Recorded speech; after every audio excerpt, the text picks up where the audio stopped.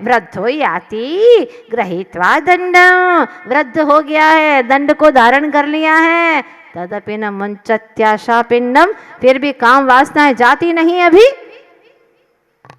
आशीर्वाद मांगता है कि माता जी आप तो ऐसा कुछ आशीर्वाद दीजिए जिससे कि आंखों में रोशनी बनी रहे। मैंने कहा बिल्कुल, तुम्हारी भावनाएं बहुत अच्छी हैं, दर्शन करते रहो प्रभु का। और पीछे पोता बैठा हुआ था, पोता के नहीं नहीं नहीं, तो मेरे को समझ में नहीं आया कि क्या कहना चाहता है। नहीं माता जी बिल्कुल आशीर्वाद नहीं देना, धीरे धीरे बोल रहा है। तो ऐसा पोता क्यों गलत सोचेगा। मैंने उसको पास में बुलाया और पूछा, बोले माता जी 12-12 बजे तक मोबाइल देखते रहते हैं, 80 साल के हो गए और 12-12 बजे तक मोबाइल देखते रहते हैं, मंदिर जाते नहीं है। हाँ आप बिल्कुल आशीर्वाद मत देना, दे दिया तो आशीर्वाद तो उल्टा ही काम कर जाएगा। मतलब आशीर्वाद दे दिया और वो देखेगा अच्छी रोशनी मिलेगी तो क्या होगा। यद्यपि ये सच है, कोई मेरे आशीर्वाद से रोशनी आने वाली भी नहीं है, मुझे तो विश्वास है। जो पाता है अपने अपने श्रद्धान और अपने पुरुषार्थ से पाता है, निश्चित बात है। इसलिए बिल्कुल मिथ्या भ्रम में रहना ही नहीं। जो होता है तुम्हारे अपने कर्मों के अनुसार ही तुम्हें फल मिलता है, ये सुनिश्चित है। लेकिन क्या सोच है इंसान की, विषय भोगों में तरक्की करने के लिए मंदिर जाता है, माथा टेकता है, विधान करता है, पूजा पाठ करता है, गुरुओं से आशीर्वाद मांगता है। मतलब उसने न गुरु का स्वरूप समझा है और न ही उसने भगवान का स्वरूप समझा है, और ऐसे ही संसार को वृद्धिगत करता है। हमारी संस्कृति तो वो संस्कृति है कि जब जिनेंद्र भगवान के पास में जाते हैं तो कुछ भी मांग नहीं की जाती है। ये हमारी जिन संस्कृति है। षट दर्शन को भी पढ़ते हैं, ये हमारे भगवान ने ही तो बताया है कि मैं भी करता नहीं। जब भगवान जैसे शक्तिशाली अनंत वीर्य के धनी भी पर के करता नहीं है, तो हम कहाँ पर के करता है भाई, और तुम कहाँ पर के करता हो, कुछ नहीं कर पाओगे। ये सत्य बात है, इस सत्य को स्वीकार करो। जो होगा तुम्हारे अपने पुरुषार्थ से होगा। तो क्या करें, मंदिर जाएं कि नहीं? मंदिर जाओ, वहीं पर तुम्हारी शक्तियाँ प्रकट होगी, वहीं पुरुषार्थ जागृत होगा। उनको देख करके गुरुओं के पास में जाओ, जाना ही होगा तुम्हें, क्योंकि वहाँ जाओगे उन्होंने कैसे पुरुषार्थ किया है उनके पास में जाकर के ज्ञात होगा। उनके आशीर्वाद पर तुम्हें श्रद्धान होगा और तुम्हारे भीतर में व्रतों को, नियमों को अंगीकार करने की भावना जागृत होगी, और फिर तुम्हारा पुरुषार्थ अंतरंग से जो जागृत हुआ है उसके बल पर तुम्हारा काम होता चला जाएगा। ये सब निमित्त को आप लोग जुटाते रहो जब तक इस भूमिका में हो, क्योंकि कहते आचार्य भगवान व्यवहारी जीवों को व्यवहार का शरण है। इस शरण में आपको रहना ही होगा, 6 आयतनों की शरण को ग्रहण करना ही होगा। इसीलिए व्यवहारी जीवों को व्यवहार में शरण रखते हुए निश्चयभूत जो वाच्य तत्व है वह स्वीकार करना है, भीतर में वही तय करना है।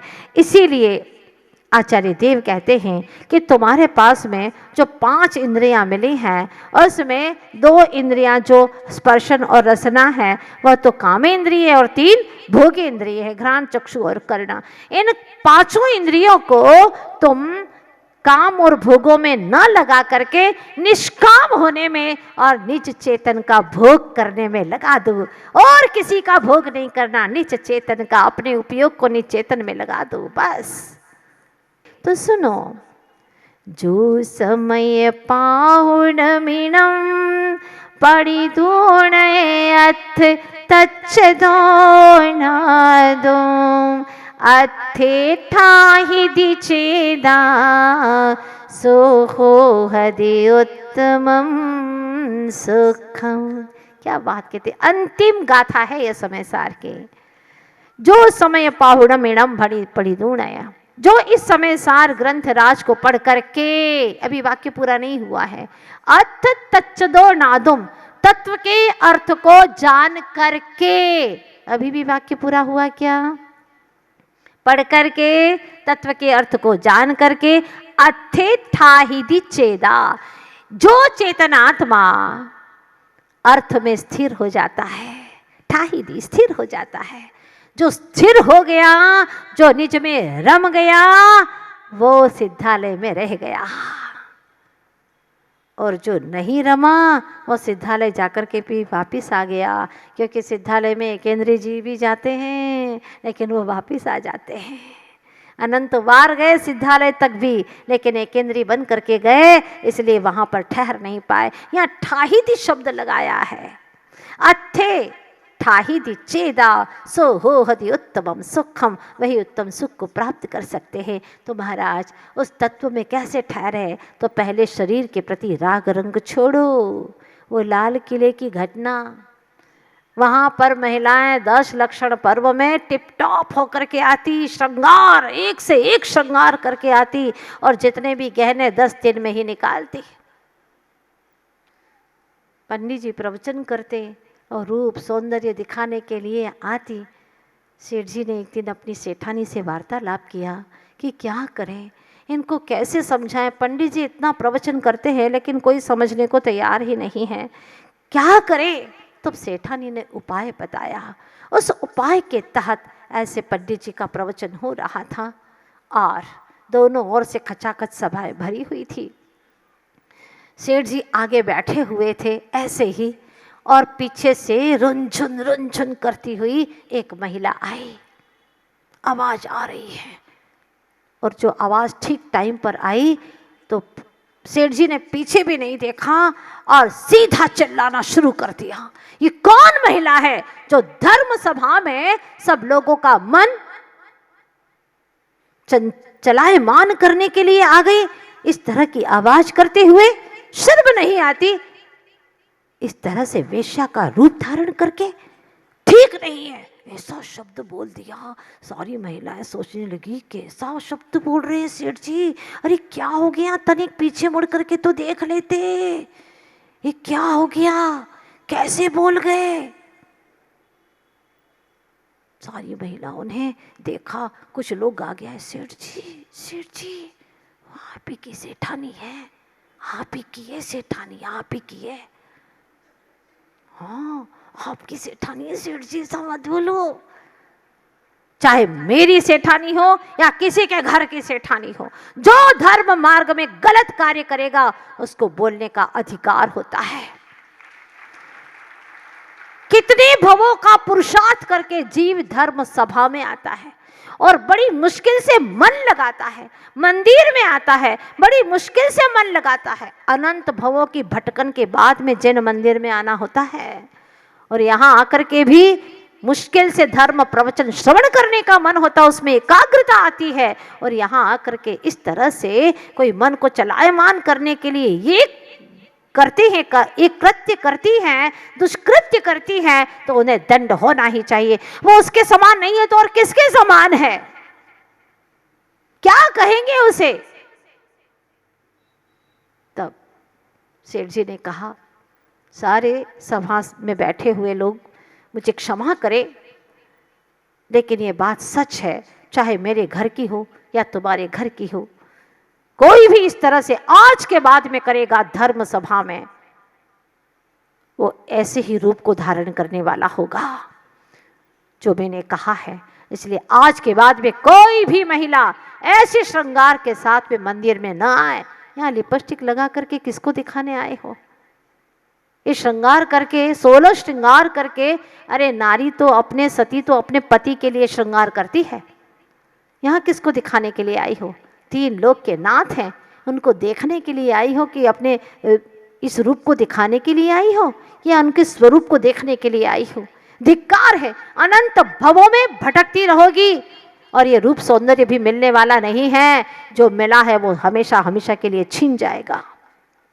अनंत काल भटकना पड़ेगा, क्योंकि अन्य स्थाने कृतम पापम धर्म स्थाने विमुच्यते, पर धर्म स्थाने कृतम पापम वज्र लेपो विधीयते, वज्र लेप के समान हो जाता है। सेठ जी ने आगे आकर के बोला, और उस दिन सारी महिलाओं ने संकल्प लिया, चाहे कुछ भी हो जाए, आज के बाद में हमारे इस मंदिर के प्रांगण में कभी कोई भी ऐसे श्रृंगार करके नहीं आएगा। जितनों की तालियां बज रही है, हम उसको अनुमोदना समझेंगे और संकल्प समझेंगे।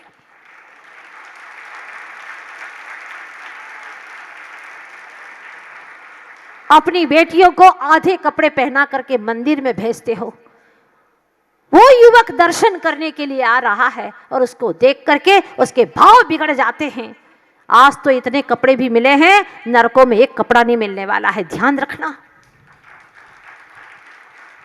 या मंदिर में स्वयं भटकने और भटकाने के लिए आई हो, ऐसी भटकोगी कि भव भवांतर तक पशु गति से छुटकारा नहीं मिलेगा तुम्हें। जैसे पशु घूमते हैं नग्न होकर के, उनके पास में कपड़े नहीं हैं। समझा देना। कहाँ तक कहे आचार्य, दुख होता है, पीड़ा होती है। और जब ये बातें कहो तो आजकल की बालिकाएं, युवतियां मंदिर आना छोड़ देती है, लेकिन कपड़े, आधे कपड़े पहनना नहीं छोड़ती। कितनी दुख की बात है। कहाँ भगवान होने की क्षमता रखने वाला ये आत्मा कितना पतित होता जा रहा है, जीते जी नरकों में जैसे वास कर रहा है। कहाँ पवित्र भावनाओं से ओतप्रोत करने वाला हमारा जिन शासन, और कहाँ ऐसी बुरी भावनाएं, वासनाएं, कामनाएं, ये आराधना के स्थल है। गुरु के पास में ऐसे वस्त्र पहन करके मत आना, प्रभु के पास में मत आना, धर्म सभाओं में मत आना, और तो और बाजारों में भी ऐसे पहन करके मत घूमना।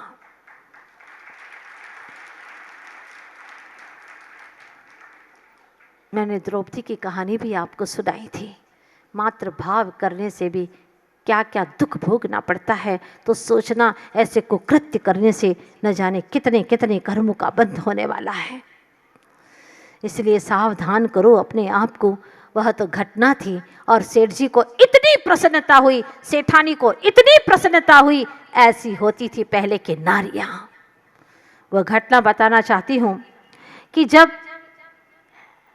सीता जी का अपहरण हो गया था और लक्ष्मण ने जब वो आभूषण देखे, रामचंद्र जी ने पूछा कि ये आभूषण पहचानो, तुम्हारी भाभी के ही है ना?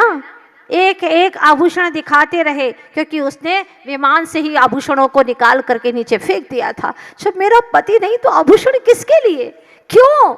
ये तो सब पति के लिए है। ऐसी होती है पतिव्रता नारी, मर के भी इतिहास के पृष्ठ पर उसका नाम अमर हो जाता है। जब नाम लेते हैं तो हमारी जुबान भी पवित्र हो जाती है, और ऐसी महिलाओं के भी नाम क्या लें, बड़ा दुख होता है। क्या देखें उनके रूप को जो वासनाओं से भरी हुई है, वो आहार देने की योग्य नहीं है। जो कुमारी नहीं है, कुमारी होकर के भी कुमारी नहीं है, जो पतिव्रता होकर के भी पातिव्रत्य को पालन नहीं करती हैं, जिनके मन में व्यभिचार पलता है, वो आहार देने के योग्य नहीं है, ऐसा जैनागम कहता है। 14 तारीख से आत्मबोध शिविर फिर से शुरू होने वाला है। बहुत गहरी गहरी चीजें समझना है हमें। क्या कहता है जैनागम? तो जब रामचंद्र जी ने कहा, भाई देखो ना, ये गहने तुम तो अच्छे से पहचानते हो, ये आभूषण देखो, ये बाजूबंद है, ये तुम्हारे भाभी का ही है ना? भैया मैं नहीं जानता। ये कंगन देखो, ये करधनी देखो, ये अंगूठियां देखो, तुम्हारे भाभी की है ना? भैया मैं नहीं जानता। क्या कहते हैं? ना हम जानामि केयूरे, ना हम जानामि कुंडले, नुपुरान्यैव जानामि नित्यं पादाभिवंदना। सिर्फ नुपुर को जानता हूँ, सिर्फ पायल को जानता हूँ, बिछिया है उसको जानता हूँ मैं भैया, क्योंकि मैंने भाभी के चरणों को के सिवा मैंने कुछ देखा ही नहीं, कभी नहीं देखा। निपुराणी एव जानामि, मैं तो सिर्फ नुपुर को जानता हूँ, और मैं भाभी का कुछ नहीं, ये गहनों को नहीं पहचान रहा हूँ। लेकिन हाँ भैया, ये भाभी की ही है, बिछिया भाभी की ही है, ये पायल भाभी की ही है, क्योंकि मैंने नित्य ही भाभी के चरणों का दर्शन किया है, चरणों का ही स्पर्श किया है। ओहो, क्या संबंध होते थे, इतने पवित्र संबंध हुआ करते थे। आजकल तो कुछ कहा नहीं जा रहा है, इतनी वासनाएं भड़क रही हैं। बाहर के तन से लगा करके, तन के वस्त्रों से लगा करके भीतर में चेतन आत्मा में इतने विषय विकार भर चुके हैं, अनंत काल तक भटकने से उसको मुक्ति नहीं मिल सकती है। इसके पहले मुक्ति नहीं मिलेगी। सुना था मैंने कि एक लड़की को जब एक युवक ने छेड़ा तो उसने केस कर दिया। जज ने पूछा, पहचानते हो? उस लड़के से पूछा कि तुम इस लड़की को पहचानते हो? उसने कहा, जज साहब मैं सच कह रहा हूँ, मैं इस लड़की को बिल्कुल नहीं पहचानता। ये कौन है? मैं नहीं जानता। पहचानो? नहीं साहब, ये ही लड़का है, वो ही लड़का है, मैं अच्छे से पहचानती हूँ, ये वो ही लड़का है। ये कह रही है कि तुम वही हो और तुम कह रहे हो कि ये नहीं है। मैं नहीं पहचानता, इसको पहचान ही नहीं पा रहा हूँ। जज ने दिमाग लगाया और कहा, इधर आओ। वो पूछा धीरे से, उस दिन तुमने यही वस्त्र पहने थे क्या? क्योंकि उस दिन तो साड़ी के लिबास में आई थी वहाँ पर। तो पूछा उससे, क्या तुम उस दिन जब छेड़ा था तब इसी लिबास में थी? बोले नहीं साहब। तो उस दिन जो तुमने कपड़े पहने थे वो कपड़े पहन करके आओ। आधे आधे कपड़े पहने थे, बदन दिख रहा था, ऐसे कपड़े पहन करके आई थी। वो पहन करके जैसे ही आती है, फिर पूछा युवक से, पहचानो ये वही लड़की है? हाँ साहब बिल्कुल, मेरी पहचानने में गलती हो गई, माफ़ कीजिएगा, मैं झूठ नहीं बोलता आपके सामने, ये वही लड़की मैंने छेड़ा था। जज ने निर्णय दे दिया, लड़की को दंड दिया गया, लड़के को बरी कर दिया गया।